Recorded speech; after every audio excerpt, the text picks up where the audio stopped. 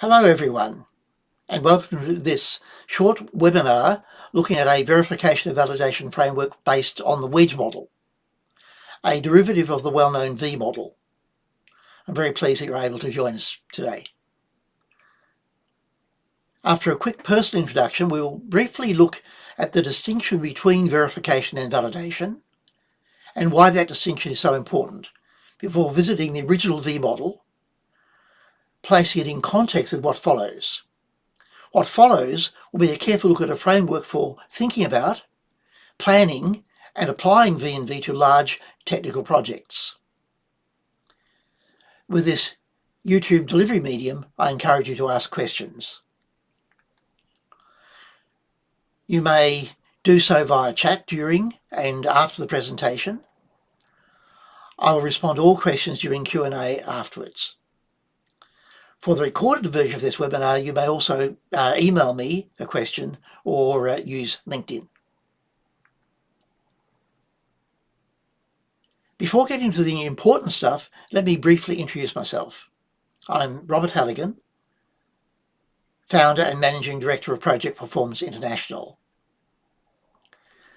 My professional life has been largely devoted to helping projects succeed through the application of systems principles to engineering and to engineering management. Having discovered in a former life just how much I didn't know that is fundamental to project success. I'd like to think that in subsequent years I've contributed in my small way to the body of knowledge. One such contribution, hopefully, is the Wedge model. The foundation of what we will examine today lies in the V model, the origin of which is obscure, but is traceable back to at least 1970 and to NASA. The original V model, shown here, starts at the top left with system requirements and then, still on the left, shows system design, down through physical levels of definition of subsystems, sub-subsystems, and so on. On the right-hand side of the V, we have actual subsystems, and the actual system at the top right. As you see, and as many of you will already know, I'm sure, the V model depicts the verification of subsystem and the top-level system against their respective requirements. Requirements of a subsystem against which that subsystem verification is performed are present on the left as a part of the design of the parent system. Verification of system elements on the right-hand side of the V continues in an upward direction until we reach what we'll call the top-level system, the system of interest, top-level system, a term that we will use to refer to our top-level system throughout the webinar. Fundamental to this conversation is a concept that the information content of the design of a system, any system, is the identification of each of the solution elements, the required characteristics of each of the solution elements, and the data describing how the elements are to be configured with respect to one another to comprise the whole system. And there are no exceptions. The V model is describing only the end product outcome relationships. It says almost nothing about how we got there. The only exception to this absence of process is the verify subsystem against its requirements content of the V model, represented here by the red horizontal arrows. A reality of engineering is that a given subsystem is often developed through multiple and often sequential builds. That leads us to development strategies such as incremental development, evolutionary development, and agile. Agile, as many of you will know, I'm sure, is a form of evolutionary development, but is also much more than just evolutionary. Each earlier build of the product has requirements, it has design, and it has implementation. Each of these products in turn is a candidate subject of V and V. And That is where the wedge model comes in. Please be aware there is a myriad of other evolutions and mutations of the original V model that is shown here, mostly making the V thicker and adding process in some way. Of the evolutions, there is a German derivative that is very good, and what is called the double V by Kevin Fosberg and Helmuse, which is probably the most useful and most significant apart from possibly the wedge model. Now, before we move to the wedge model, we should establish exactly what we mean by verification and validation respectively. So let's now look more carefully at these terms. Verification. Confirmation by examination and provision of specific evidence that specified requirements have been fulfilled. Or to put it colloquially, have we done the job right? This ISO definition of verification is consistent with dictionary definitions, and it's consistent with widespread use of the term. I always recommend that in project work, we use language consistent with dictionary. To do otherwise is to invite miscommunication. We'll follow that policy scrupulously here today. Now, let's move on to validation. Confirmation by provision of objective evidence that the specified intended use is accomplished in an intended environment. Or to put it colloquially, have we done the right job, or have we developed the right product? The definition here of validation is also consistent with dictionary definitions, and this too is in mainstream use. Significantly, endless studies have shown that developing the wrong thing is a bigger problem in projects than making errors developing the right thing. Let us try to be a part of the solution to that problem, not a part of the problem itself. The benefits of verification and validation are evidenced in data from an excellent study of 149 projects, a study led by Carnegie Mellon University, depicted here. The study found strong positive correlation between the practices of verifying and validating engineering work products and project performance, measured in terms of cost, schedule, and customer satisfaction with the end product. Customer in a perfectly general sense, including internal customers. Substantial net benefit is demonstrated by the data for both simpler projects and for more challenging projects. The study shows that the benefits are greatest for the more challenging projects, which of course is what you'd expect. Here, individual practices are shown against projects of different levels of challenge. The strength of the correlation is signified by gamma, otherwise called the correlation coefficient. That's a number that ranges from +1 for unqualified positive correlation, through 0 for no correlation, through -1 for negative correlation. Please have a quick scan over this page and see if the areas of stronger performance or weaker performance are in line with your expectations, given what you know about each of these activities, and whether or not you associate these activities with the term systems engineering. We are fundamentally concerned about engineering in general. Note particularly the strong positive V and V correlation coefficients.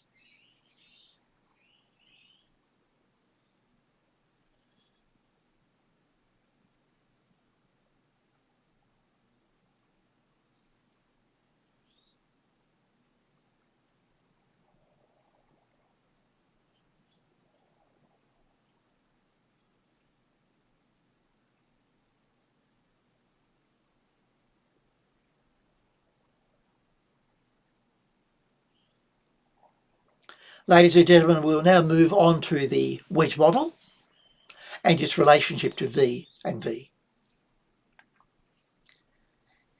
Here is the full wedge model. The model may appear a little complex, or maybe more than a little complex, but it's actually made up of a number of very simple parts, each reflecting a verification or validation engineering practice that is conducive to successful engineering. In the Wedge model, the basic V model content is present, validation is added, verification beyond system verification is added, and model builds are shown on an additional time axis. Notation-wise, the tail of an arrow originates from the subject of V and V, or I should say V or V, and the head of the arrow is pointing to the reference for that verification or validation. Verification and validation are represented in red and blue respectively, and are annotated with representative methods. For validation, I've shown only validation to the closest and most common physical level.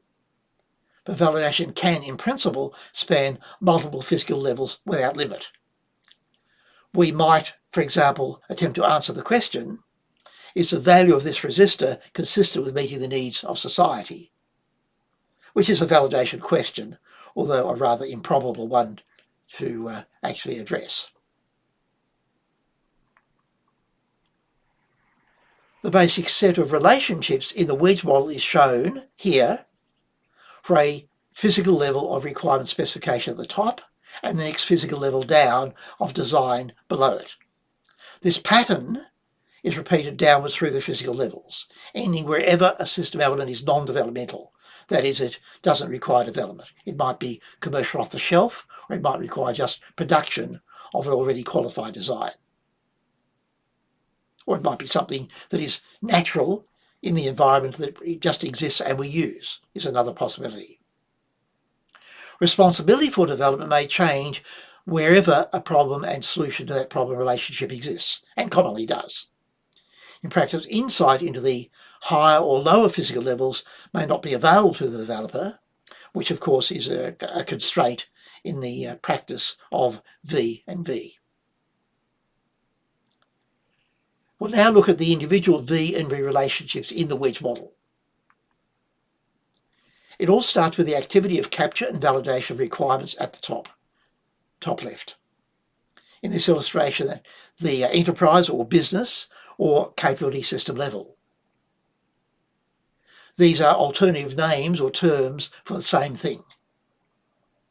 That requirements validation is carried out using mainly the methods of system requirements analysis, or SRA for short. The validation activity is shown in blue at the top left.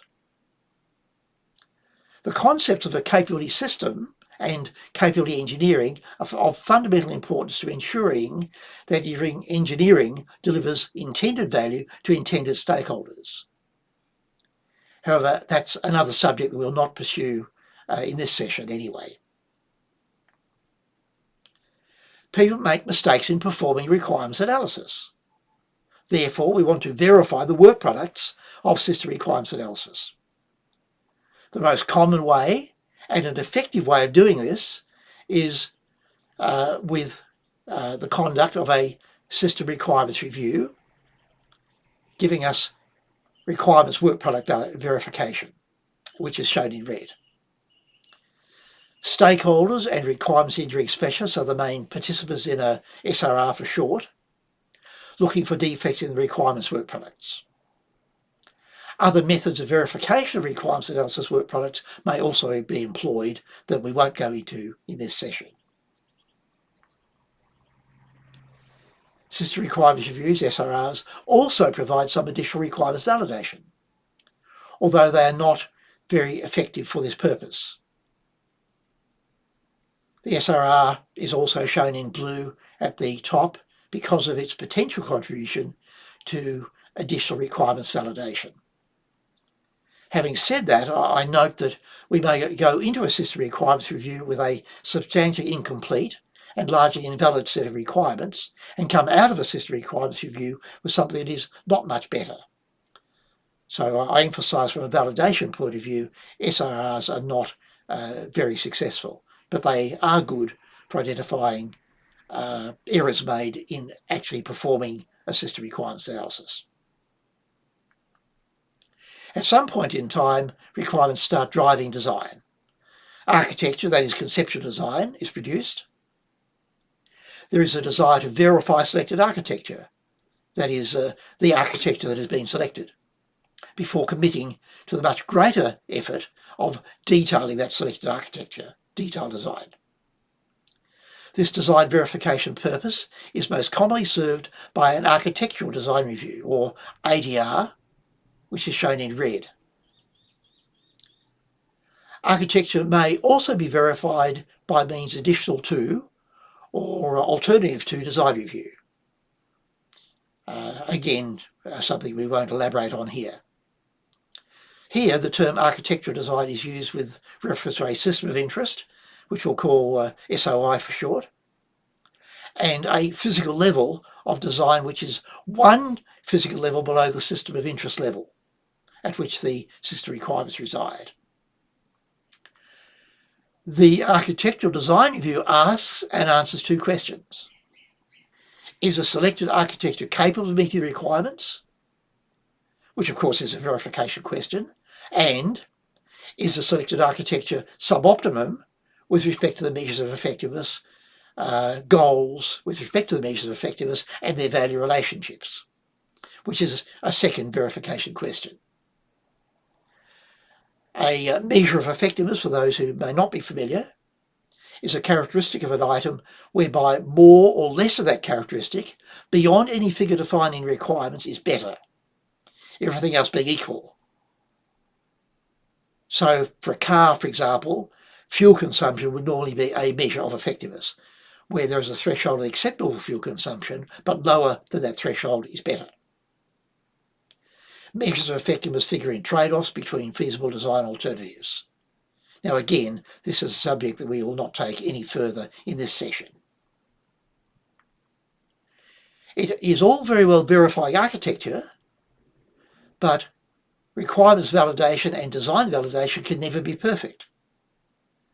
So the possibility always exists that the design is still inconsistent with meeting needs, despite being a verified design to validated requirements. Let me just repeat that. Despite being a verified design to validated requirements. We are therefore interested in design validation, a low-cost way, and the most common way of achieving this design validation is to have stakeholders participate in the architectural design review, possibly identifying any failure of the design to meet their needs. The ADR is therefore also shown in blue for its design validation contribution, but only if stakeholders participate in the design review. If the design is invalid, for the most common, the usual reason for design being invalid, that is, because requirements are invalid or incomplete, then we have achieved more requirements validation. We've discovered requirements invalidity.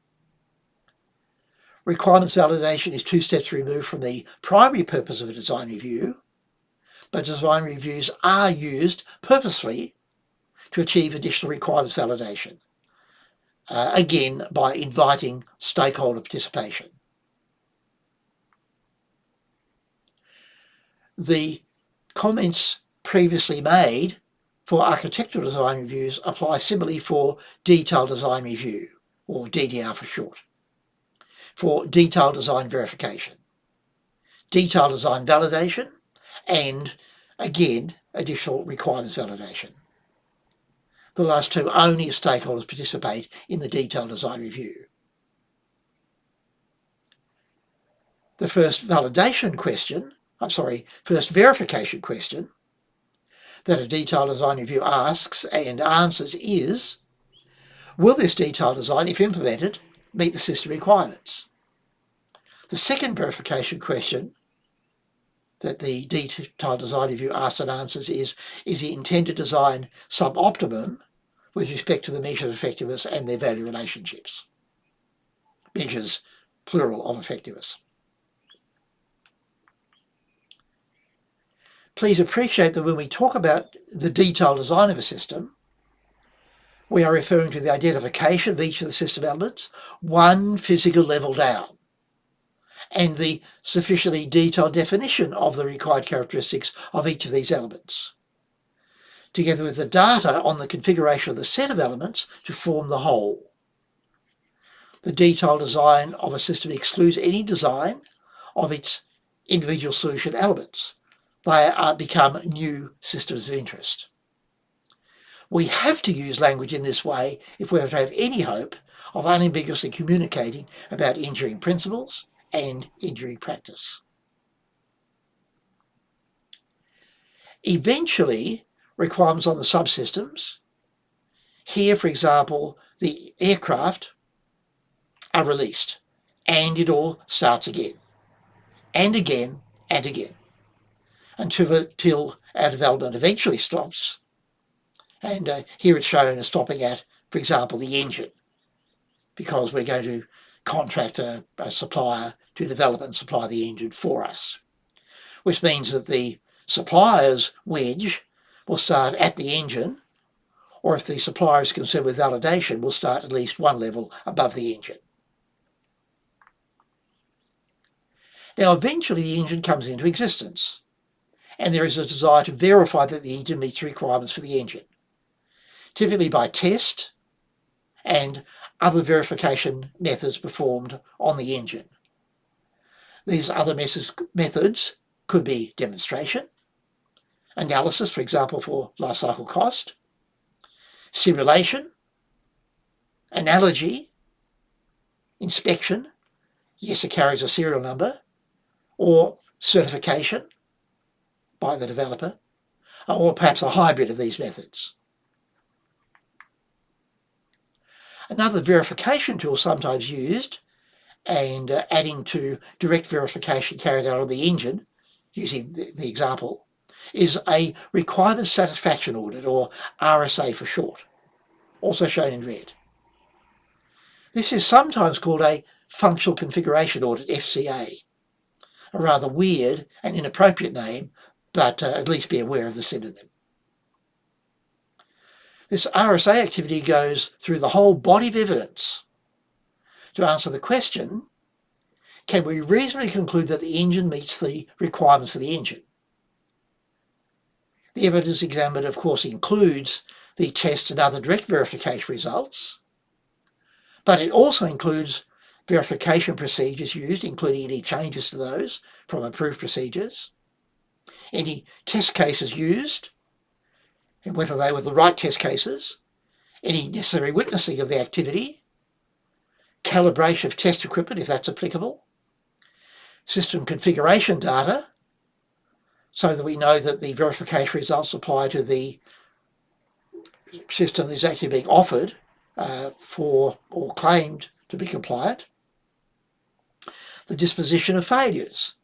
For example, a failure that may have been attributed to being a statistical failure, when in fact it was actually representing a defect in the product.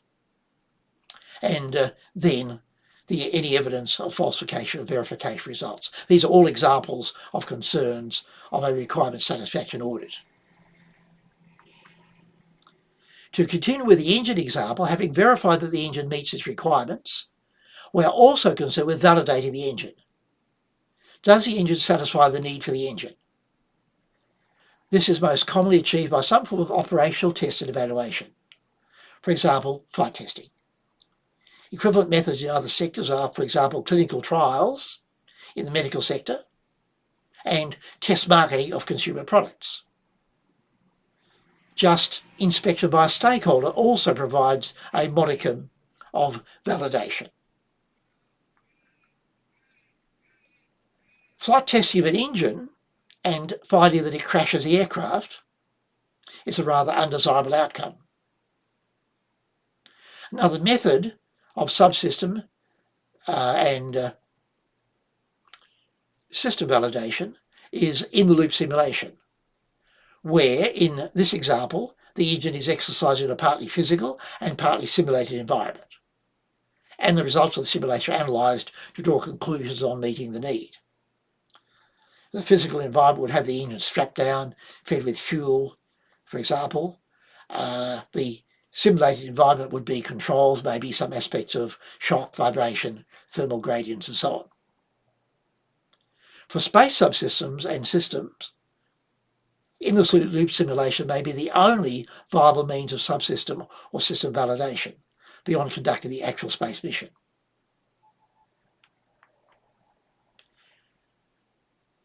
Aggregates of system elements are created in a typical system integration activity. Each aggregate is usually subject to integration testing. Integration testing can be regarded as a small v verification activity performed by or for the system developers, and lacking the independence normally sought for a formal verification activity.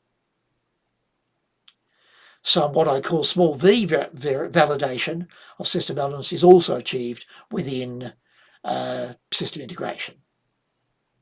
Eventually, through system integration, the propulsion subsystem in our example comes into existence.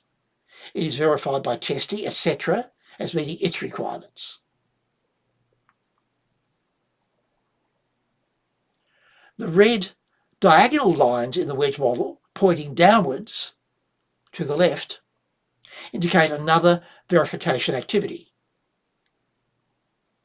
The activity addresses the concern: is the actual propulsion system built as described by its design description? If the answer is no, we are compromised in our ability to maintain it, to replicate it, to adapt it, and to fix latent design defects. A physical configuration audit, or PCA, may be used for this purpose.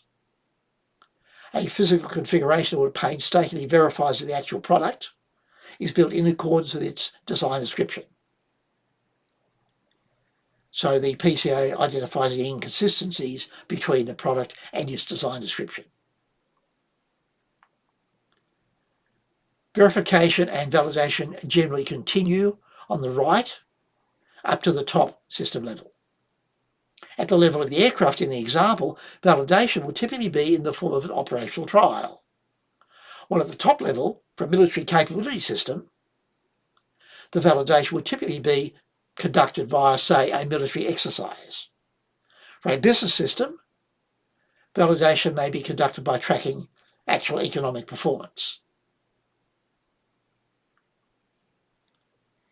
Everything we've discussed so far in explaining the Wedge model has been with respect to the end system and the end system elements.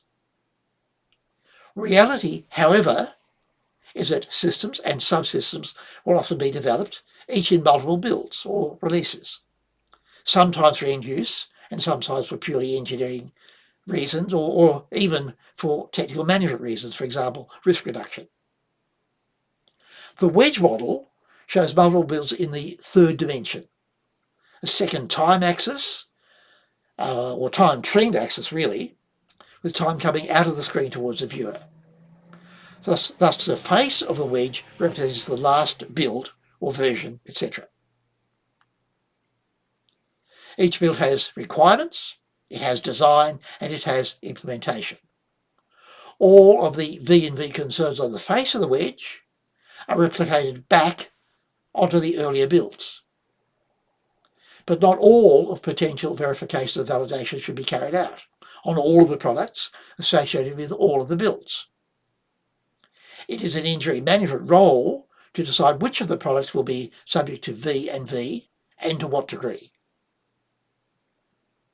Thus, the focus is on development-wide V&V, not only on end products V&V. In this way, some defects, or maybe many defects, can be discovered earlier and corrected at much lower cost than just end product V&V. To conclude, the V model is sometimes misunderstood to be a development model, and a time-sequential waterfall development model at that. It is not. The original V represents the end products and their relationships on the design and build sides of the V, but says almost nothing about how the developer got there.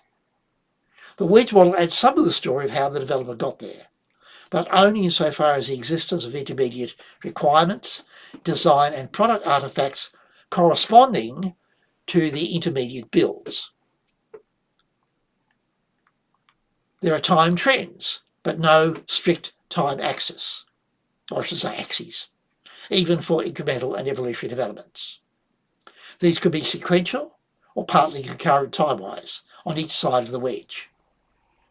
The timing dependencies in development, in fact, are mostly finishing dependencies, not starting or doing dependencies. For example, we have to have finished building the engine before we can finish building the propulsion system. But we could start building the propulsion system before we started building the engine, unlikely as this may be.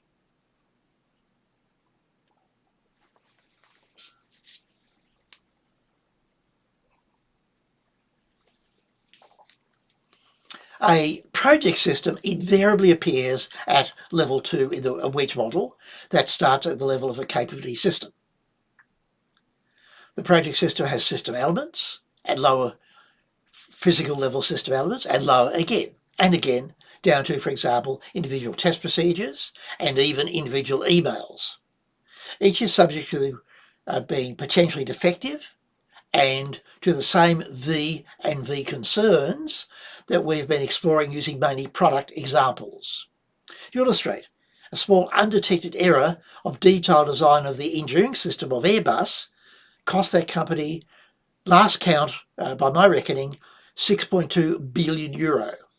Now this is something in the public domain, so something we can talk about. This was for the A380 large passenger aircraft development.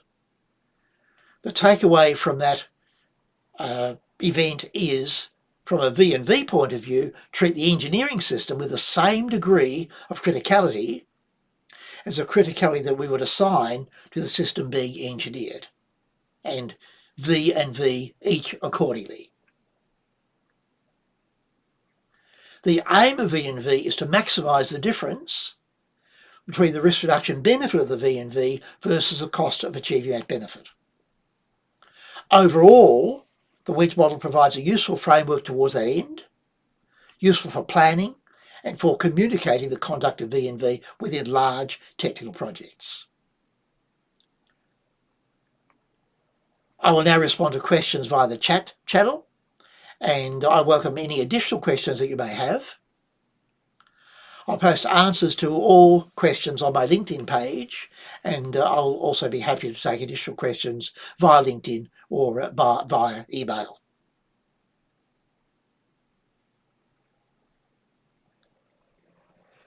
We have a question from Bob Treacy. Thank you, Bob.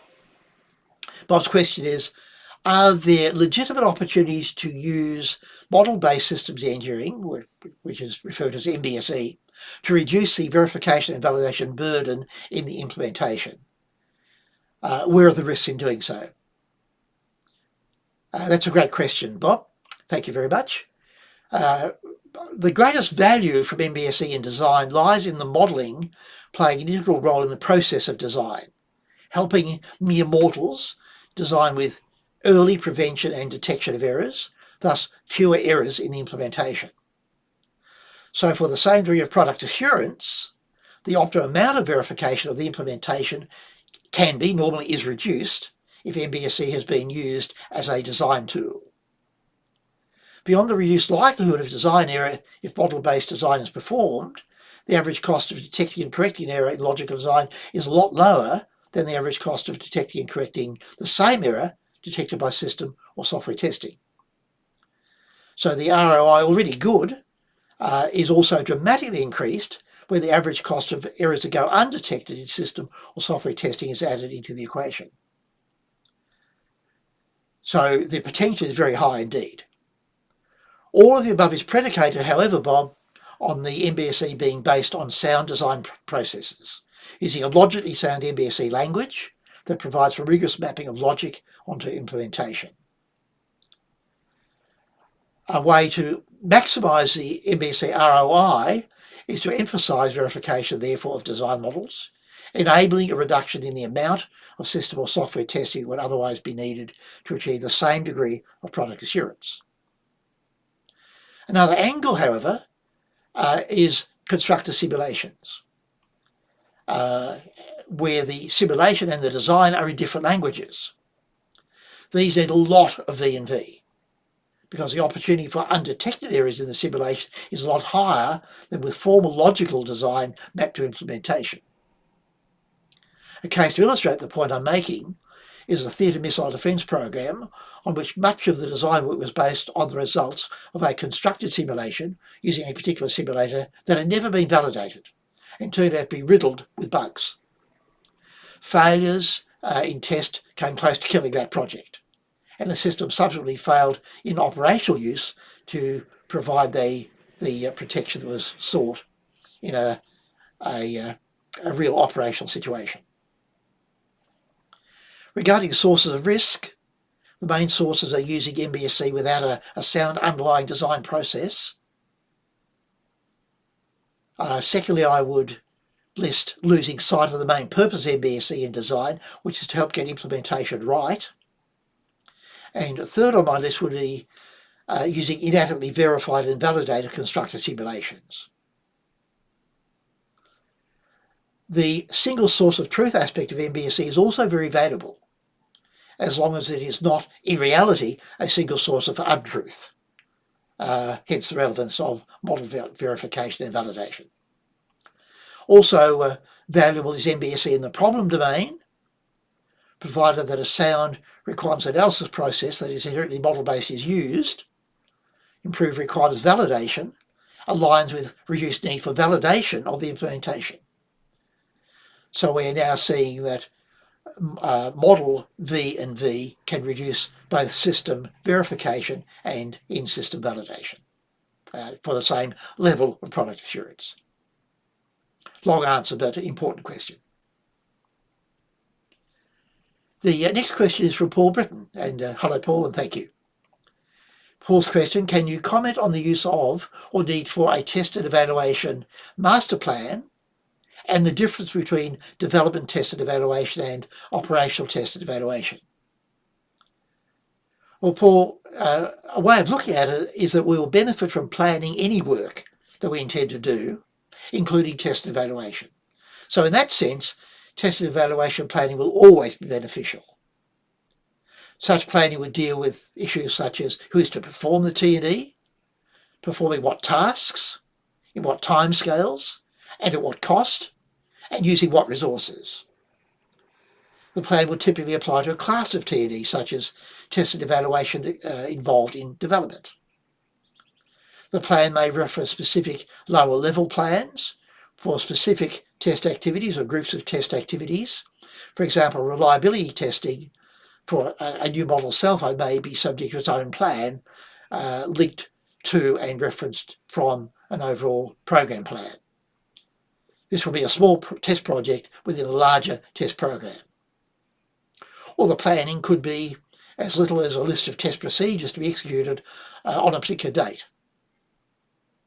Like any plan, the T&E planning will be used to guide and control the execution. Having said that, there is a distinction to be made between planning and a plan. So test and evaluation planning could be incorporated within overall development planning and not be a separate plan, or within overall project planning, particularly for smaller projects. The larger the development effort, the more likely a separate test and evaluation plan, however, is to be beneficial. Regarding development test and evaluation, or developmental test and evaluation, DTD, that's concerned mainly with verifying subsystems and the system against requirements, and to a lesser degree, subject to what degree goals, if any, have been achieved. Operational test and evaluation, or OT&E, is concerned mainly with assessing suitability for intended use of the product, and thus is primarily a validation activity.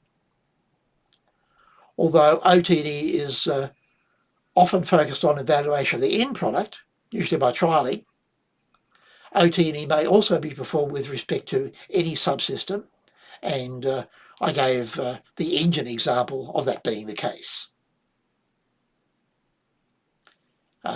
Paul, I hope that is useful. The next question is from Richard Bray. Thank you again, Richard. Richard has made the point, please comment on the issues for V&V when evolutions take longer than the intervals between whole system deliveries so that the evolutions overlap. Well, how I would respond, Richard, is that the whole evolving system will still be subject to requirements and still be subject to need, and therefore to system verification and system validation against requirements and need respectively. For the as-is system and for each evolution that is in development and then being prepared for introduction into service. The challenge with concurrent development evolutions is the need for more and for meticulous requirements management and configuration management. And there's no easy way out of that I know of. The next question is from Renee King, and thank you, Renee.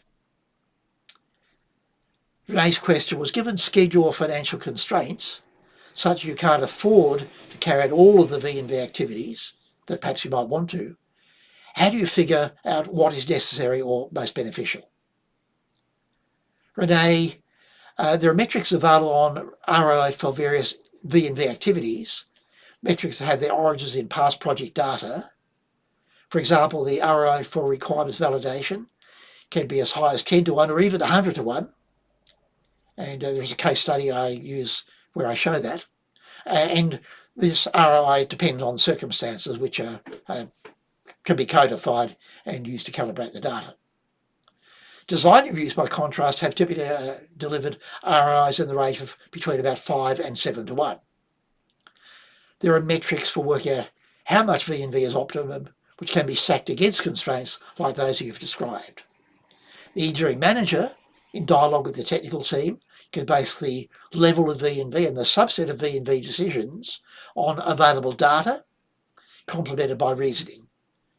Also, parametric costing models such as COSISMO can also provide useful insights in making such decisions.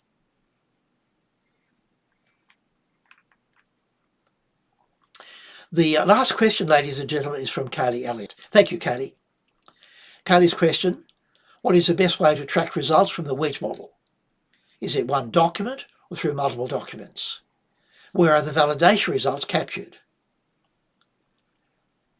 Well, Kaylee, what I would say is that verification information, system requirements, verification requirements if used, verification procedures, verification results, are usually best captured and linked in some form of database, often provided as a part of the functionality of a requirements management software tool or requirements engineering environment. These tools will usually accommodate sets of data relating to individual objects having problem and solution relationships or aspects to them. Hence, hierarchy and relationship to the Wedge model. For validation, the most appropriate form of record is much more variable, depending on the nature of what is being validated and also the methods of validation used. For requirements issue records developed within a requirements analysis activity will carry a lot of the requirements validation information. For a system or for software, a report documenting the results of system or software validation is more likely. This sort of report will most likely be linked and made visible in an engineering or project or maybe company-wide document management system, or the limit maybe as part of a full product lifecycle management PLM or application lifecycle management ALM system. These are the possibilities. Ladies and gentlemen, thank you for your interest and have a nice rest of your day.